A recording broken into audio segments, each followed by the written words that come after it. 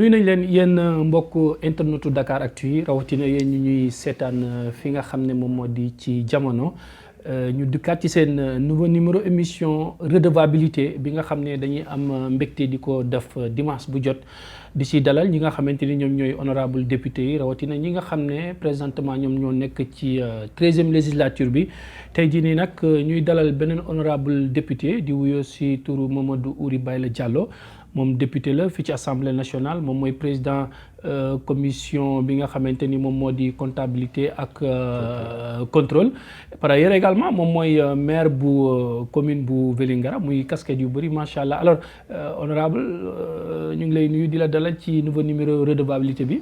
maa ngi lay fay Badara donc yéen a sant yàlla julli ci yonente bi maa ngi leen di gërëm di leen sant di ñaan yàlla.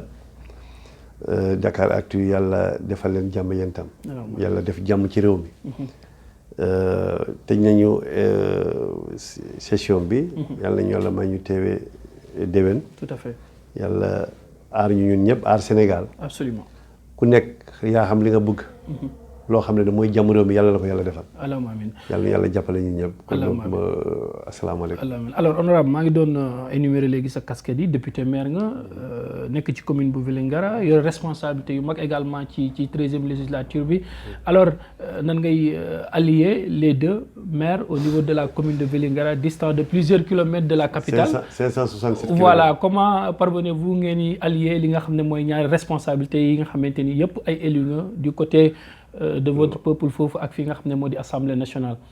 merci donc question bu am solo la.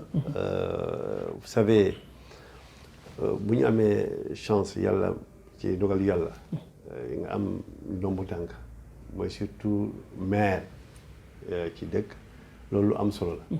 xam man bi ma nekkee maire bii mooy sama 3e mandat donc depuis le 1er juin 2002. lañ ma élire maire.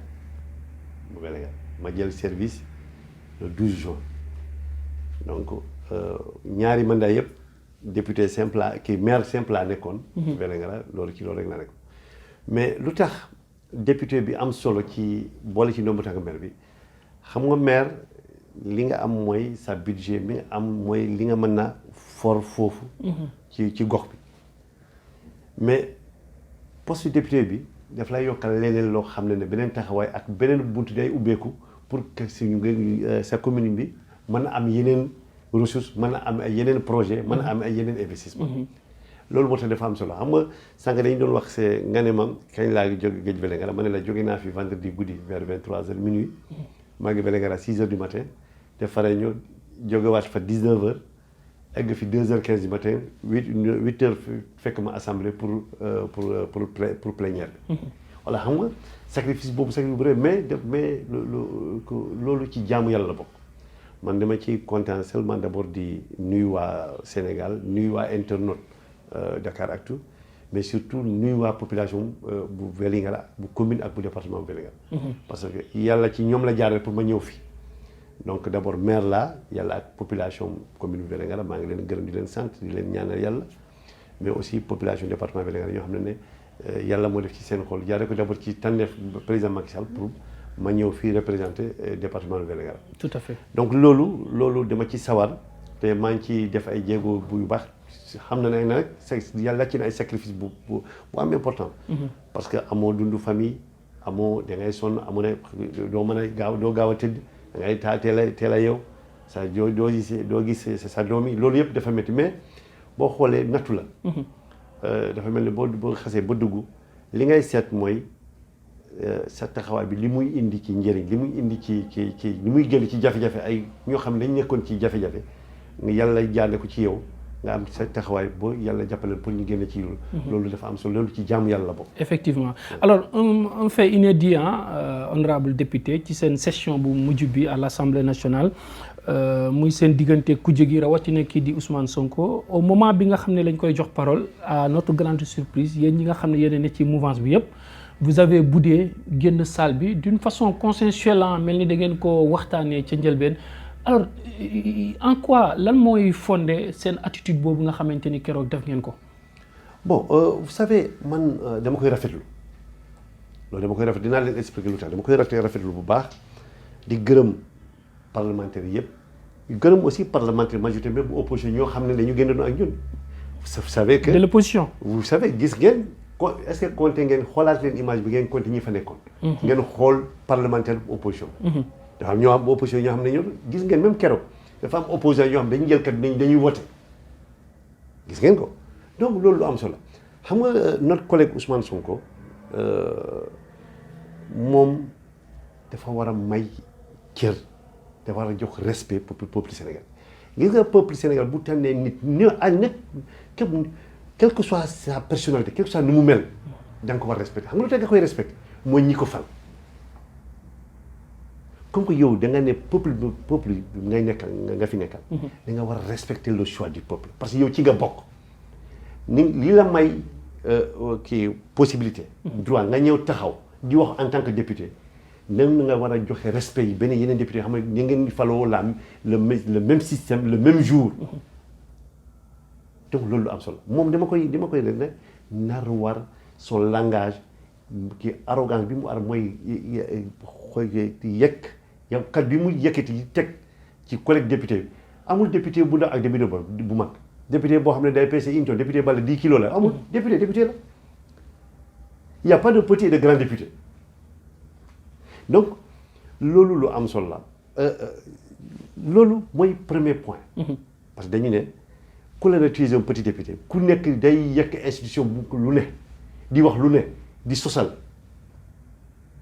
kooku bu jëlee kaddu surtout bi muy jëlee kaddu mu ne moom dafa ñëw pour waxtaan ak peuple ñëwul pour liggéey xam nga dafa war a def différence dañ ko jox mandat pour mun ñëw assemblée liggéey pour population yebaluñu ko fii pour mu ñëw def sa propagande à lui-même moom ci boppam parce que daa bëgg a jiitu réew. vous pensez. non loolu la. que promotion am lay def ci assemblée bi ci loolu la. parce que bu dul loolu xam nga liggéey assemblée dafa am. jaar-jaar dafa am procédure dafa am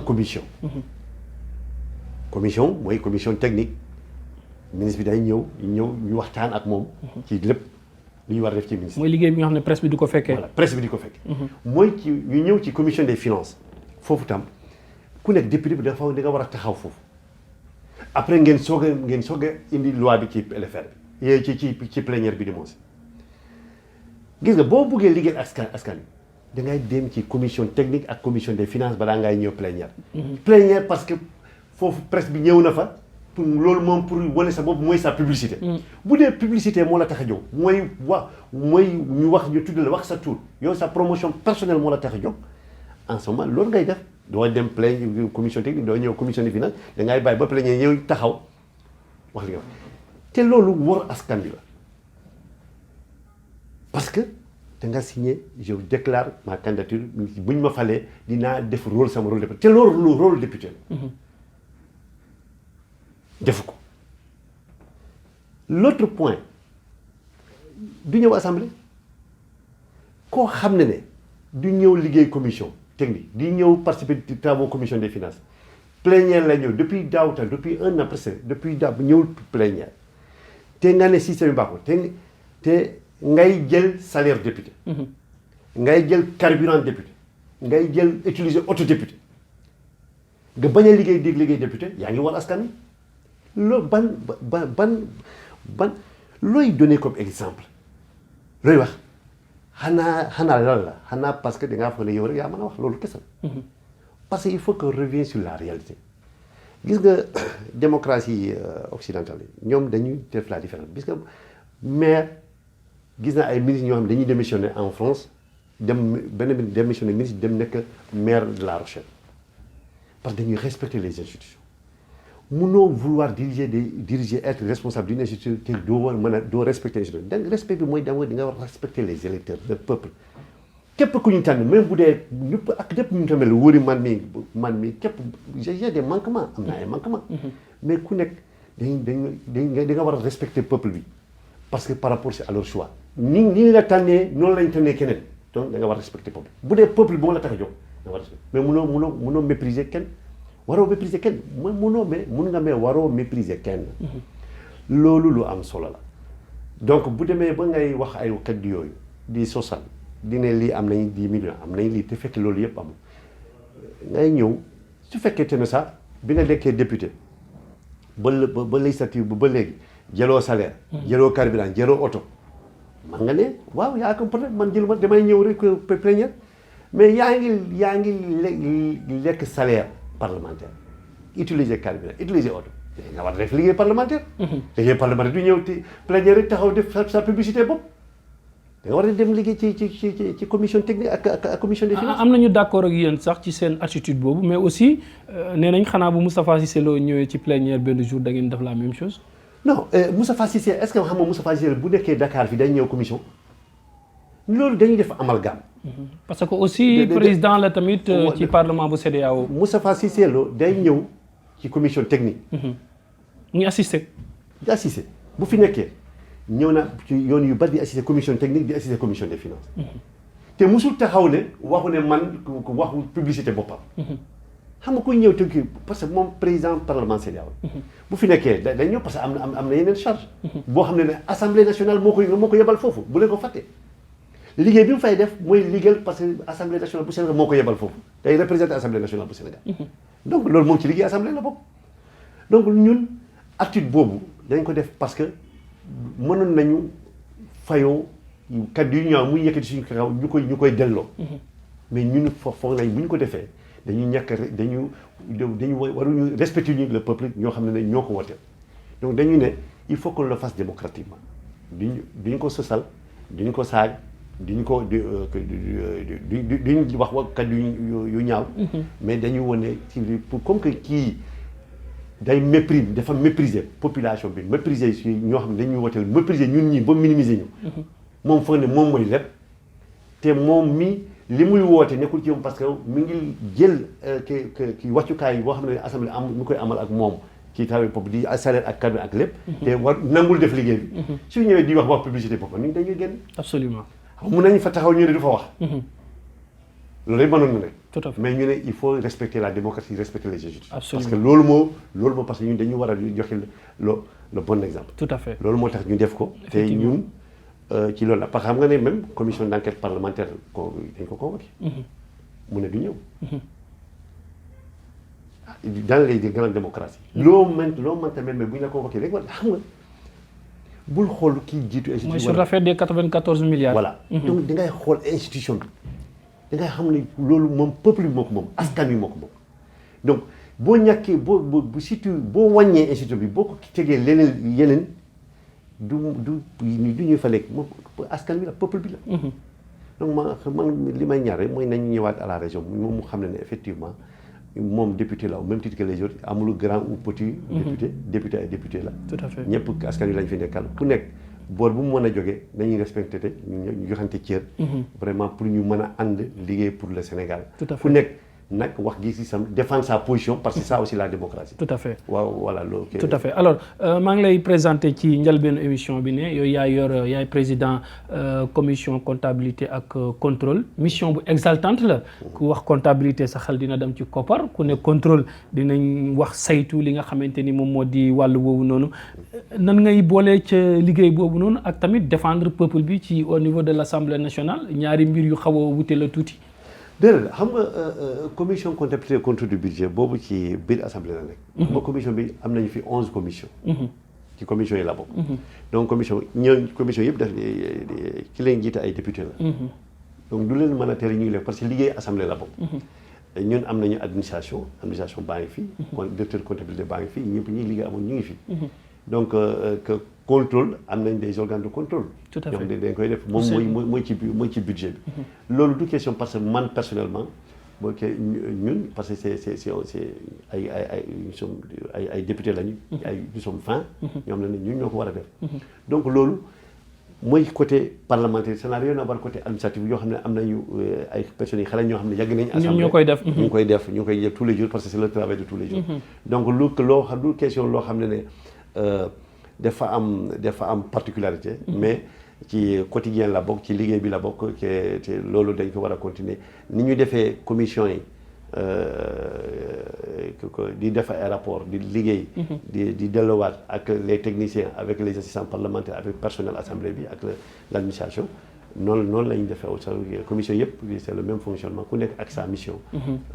ci loolu moom loolu la ñuy def à l'Assemblée nationale te du question bi du damay dem ñuy contrôler budget état. quand on parle de contrôle ñeneen dañuy foog ne. tout à fait c'est bon à savoir. voilà da ngay dem di contrôler budget état loolu du loolu. boobu commission interne à l'Assemblée nationale. absolument alors honorable député ñu ngi wax ba léegi ci wàllu condition député yi souvent c'est vrai que ñu ngi wax sax statut des élus locaux yéen maires yeeg affaire yooyu noonu.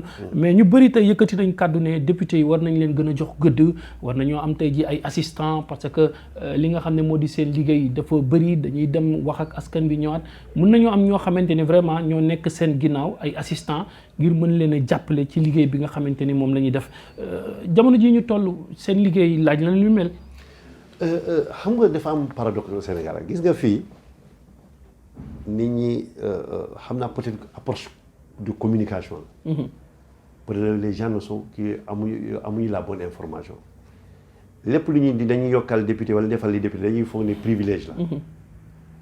foog ne privilège te dafa am ñoo xam ne ñi fi nekk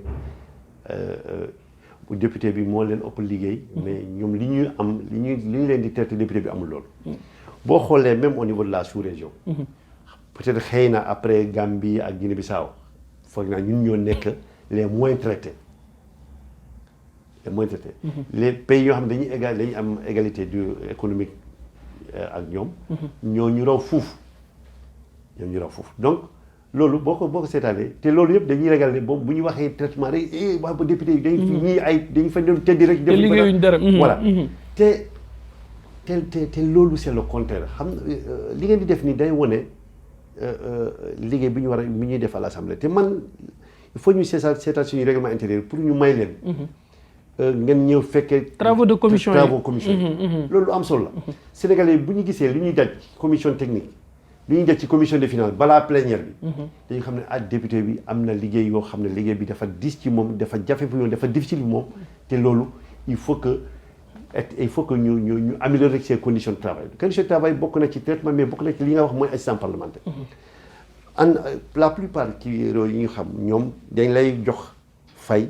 pour nga jël sa assistant parlementaire parce que boo jëlee en France am nga sa salaire mais am nga enveloppe boo xam ne weer bu nekk dañ lay jox foofu ngay fay sa assistant foofu ngay defay lépp sa liggéey te ñun amuñu ko néewuñu sax ñu jox loolu mais nañu dimbale pour ñu am ay assistant parce que bu ñu amul ay assistant liggéey bi ci yow rek lay nekk te dafa diis te mënoo boo amul assistant mënoo fexe boo saytu ba nga mën a comprendre li bari ci budget bi man ren posé na ay questions yu bari boo xam ne daaw xaw ma koon parce que damay dem di saytu di xool di laajte te loolu dafa te dafa jafe te c'est extrêmement difficile conditions yoo xam ne député ñu ngi koy vivre à l'Assemblée.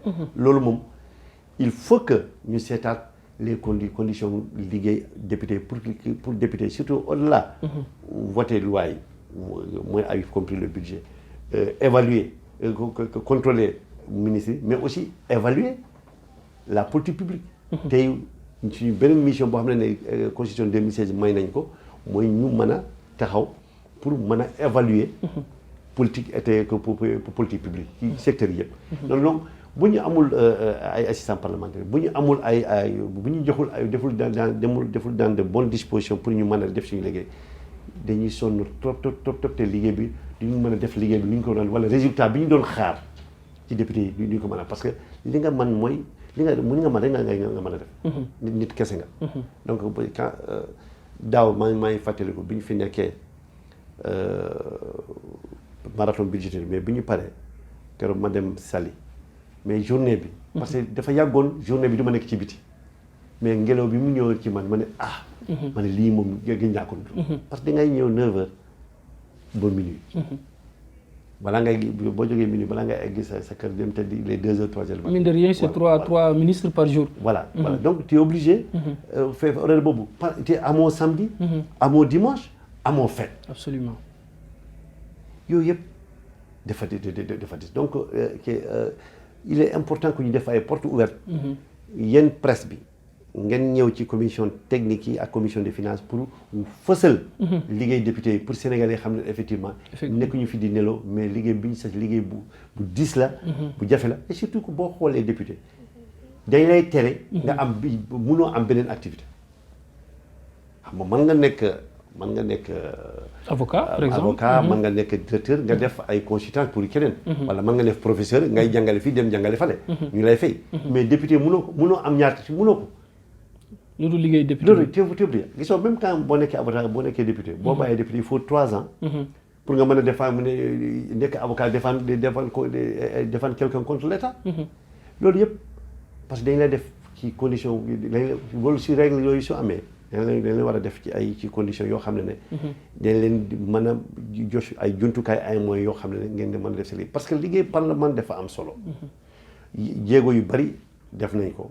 ci assemblée bi te loolu maa ngi félicité bu baax a baax suñu président de groupe Aymérou Gningue jàmbaar la vraiment ni muy gérer groupe bi vraiment ñun amuñu dal xam naa ñun chance la moo tax ñu am ko comme président de groupe et ci di gërëm aussi tous les parlementaires membres du groupe Benno Bokk Yaakaar et ñoo xam ne unité bi fa am mosoon naa waxtaan ak Dakaractu ñu ngi doon wax mooy quand on parlait de la révision pour supprimer le poste premier ministre ñu ne waaw dafa am député boo xam ne waaw waa Benno dañuy diviser man ne leen day ay wax la rek unité bi am ci groupe Benno bi dafa fort tout à fait parce que au-delà de l'unité dañuy xool ne parce que du fekkee ne toute question parce que ñun ñoo bokk majorité bi mais xool nañ ne peuple bi gis nañ peuple bi ci taxawaay gouvernement bi te loolu moo gën a am solo absolument donc mën ngeen bokk majorité mais su fekkente ne gisu leen nii peuple bi ci biir nga loolu moo mën a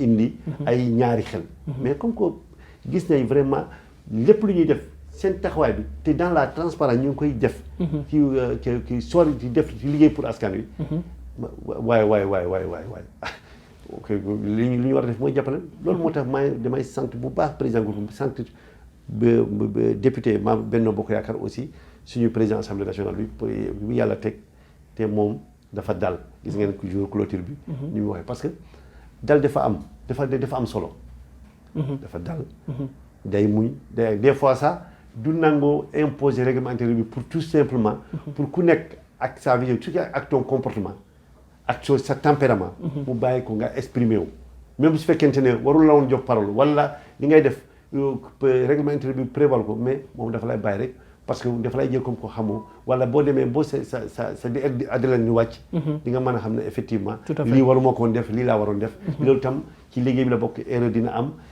coow dina am mais ñëpp ñoo bokk Sénégal parce que Sénégal moo ñu tax a jóg n'empêche que majorité ñi nga xam ne ñoo di opposition yaak non aligné ñu ngi leen di traité de majorité mécanique nan la leen di def boo leen di dégg kàddu googu souvent ça revient gis nga ñoom ñi gëmuñu ko ñi koy wax gëmuñu ko sax xam nga dañ wax rek pour parce que amuñu yeneen argument kuy wax lu boobu parce que amoo argument xam nga boo demee ba nga ñàkk argument da nga ne majorité mécanique boo nee majorité mécanique da nga mën nga ne minorité inconsciente wala minorité irresponsable xam nga yooyu mën nañ ko tudd boo nee majorité mécanique ay appellation la waaye appellation mën nañ ne minorité irresponsable parce que waroo wax majorité mécanique parce que xam nga ne effectivement parce que loolu ñàkk argument moo tax ñu koy wax ñoom ñi parce que gis nga boo xoolee au niveau de l'opposition ma ne la boo seetee damay jël rek le 30 passé ñu bari ci parlementaire opposition ak les non inscrits jël nañ parole ñu ne dañuy voter loi de finances bi te voté nañ ko xam nga bu doon majorité mécanique bi ñu doon wax xam nga duñu doon voté te balaa ñuy voté dañuy jël kaddu ñu ne dañuy voté parce que lii ak lii loolu lu am solo la donc boobu ay langage boo xam ne langage politique bu ñuy dugal à l'Assemblée ku nekk bu demee boobu amul argument di wane majorité parce que bu fekkente ne intérêt peuple bi moo la tax a jóg du question dugaloo ko ci politique di ngay xool da ngay def sa question dina war rek ay question technique nga ne lii d'accord ma ko lii d'accord ma ko parce que lii waruñu ko lii lañu waroon def mais bëgg ma waru leen ko woote parce que ay majorité parce que amoo argument rek boo amoo argument parce que dañu lay déglu parce que am nga parole waxal boo waxee xam nga des fois boo demoon ci même au niveau de la plénière da ngay gis député yoo xam ne de la majorité dañuy poser ay questions yoo xam ne des questions générales. tout à fait. loolu am na. boo des fois dañu ne est-ce qu'il est de la majorité mais non. parce que c'est des députés du peuple. c'est des députés du peuple avant tout. donc loolu yëpp gis ngeen ko non seulement ci plénière bi. xam ngeen ko bu ñu ko sañee def ci plénière bi. mais commission bi c'est pire. commission bi dafa am député yoo xam ne de la majorité dañuy ils sont des fois plus durs même que les députés de l'opposition. loolu am na. mais loolu yëpp ay tradition parlementaire loolu mooy importance démocratie parlementaire. tout à fait alors monsieur le maire dernière question anticipé naa sax au-delà de député maire nga bu commune bu Vélingara muy dernière question bi. alors on s'achemine vers des élections locales daal di nañ fixer sax montant caution bi 10 millions ak 20 millions bu fekkee da ngay participer ci ñaar yëpp. alors d'abord d'une façon succincte nga wax ñu nan nga gisee montant boobu noonu vraiment est-ce que yow selon vous c'est à la portée quand même des potentiels candidats deuxième question rapidement mooy est-ce que tey jii nii vous êtes pour ou contre comme ni ñu wax naan tey jii jot na ñu def li nga xam ne moo di suffrage direct ci li nga xamante ni moo di élection locale yi pour éviter un peu quand même phénomène mallette de la nuit yi nga xamante ni tey jóge fële rek kenn xamul fu mu jóge daal di corrompre ñenn ñi ñu jàll ko porter à la tête d'une commune. damay commencer ci fi nga mujjee. mooy élection du maire au suffrage universel direct. loolu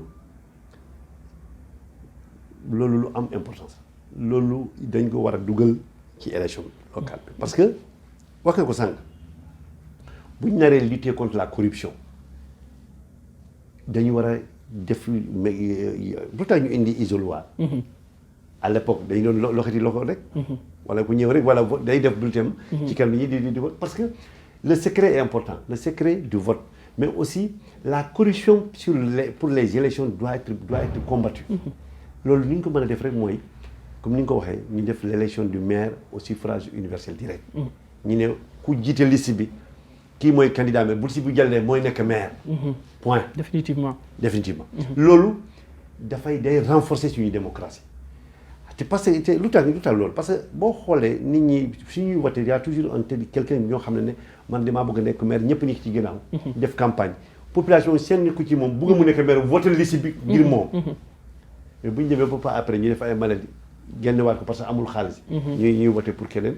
loolu grave. et c'est trahir le choix du peuple également. c'est trahir le choix du peuple. beneen bi mooy caution bi man am naa sama gis-gis bopp pour caution bi. sama sago moom xam nga caution bi dañu ne. pour département de la commune mais li ñu waroon def. xam nga candidat sama conseil municipal y a 56 candidats 56 conseils. li ñu waroon def ñu def caution par candidat. caution par candidat. ñu ne par exemple chaque commune le nombre de conseillers candidats di liste buy présenter chaque candidat na versé 50 000 francs caution. c'est plus simple. parce que li ñu def nii loolu du ko régler parce que boo versé 20 millions tu peux prétendre à tout le pays. tout à fait. ça ça ne peut pas c'est une étape mais ça ne peut pas mënul régler rationalisation que les candidatures bidon. li ñu war a def mooy caution bi dañ ko def candidat parce que élection présidentielle du liste la ñu voté ni candidat la. ñu ne candidat bi daa war a verser caution bi. élection locale dañu ne candidat nombre de conseillers municipaux candidat bu nekk daa war a verser tam dañu ko verser 50 000 francs. waaye ku bugg a nekk conseiller municipal. pendant 5 ans. bu mënul verser 50 000 francs warul participer ci campagne. tout à fait. man ba léegi maa ngi sakku ci ñu xoolaat ñu def ko par candidat. candidat bu nekk verser sa caution te même parrainage bi. xam nga ni ñu defee parrainage bi ñu def ci présidentiel pour que ñu indi ko ci local dañu war a def parrainage par candidat parce que bu ñu defee par liste nekkatul par candidat par liste. parce que fii foofu moom y a plusieurs candidats. donc dañ koy war a def. mu ne dañ ne waaw chaque candidat nombre de conseillers chaque candidat dina mën a indi c'est 50 signataires au moins. 50 personnes. tout à fait. voilà et c'est chaque candidat loolu que parrainage 50 parrainage. loolu am si loolu. verser 50 000 francs. andi 50 parrainage. ku bëgg a nekk conseiller waaw boo mënul indi 50 parrainage. ak 50 000 francs. war ñu daal di war a dugg ci liste. absolument. foofu approche base boobu approche locale boobu la ñu waroon defaat man loolu laa gis ci côté xëy na. tout à fait bu ñu ko globaliser dina gën a am. moo gën a mais nañ ko seet ci candidature individuelle parce que du kenn moo candidat mais ku nekk candidat la ci liste bi. donc ku nekk dañ ko war a non seulement laaj caution. mais parrainage boo xam ne mën na ko def pour mu mën a nekk candidat pour mu mën a nekk conseiller municipal ou conseiller départemental. effectivement monsieur le maire ñu ngi lay gërëm honorable député émission bi jeex na. waaw maa ngi leen di fay vraiment kontaan naa ci Dakaractu parce que vous savez